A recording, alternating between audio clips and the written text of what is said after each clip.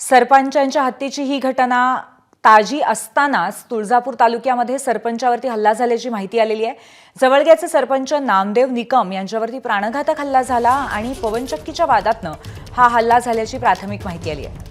नामदेव निकम यांच्या कारवरती पेट्रोल टाकून निकम यांना जाळण्याचा प्रयत्न झाला।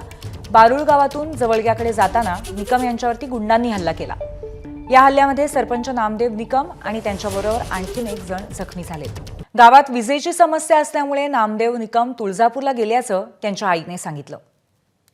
की लाईट ही करायला गेलो म्हणला, पुन्हा काहीच नाही, ती बंद करून येतो म्हणला। नाही कुठे बारुळापाशी कुठे काय तारा तुटल्या होत्या। दोन तास म्हणाले आहे म्हणला, लोक किरकिर कराल ती आणि बघून येतो जाऊन म्हणला काय झालं ती, मीच जातो म्हणला। आणि पुन्हा मी झोपले, मला काहीच माहीत नाही।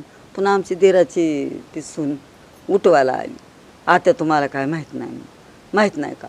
मग उठले तर फोन बी लागना ना, काय बी नाही, फोन बी लावायचं कळना मला, ते सारखी रेंज जाते फोनची। आणि पुन्हा इथंच सगळे आमच्या गलीतले लोक, ते इथंच सगळी एक वाजतूर लोक, सगळं गाव पळालं। एबीपी माझा, उघडा डोळे बघा नीट।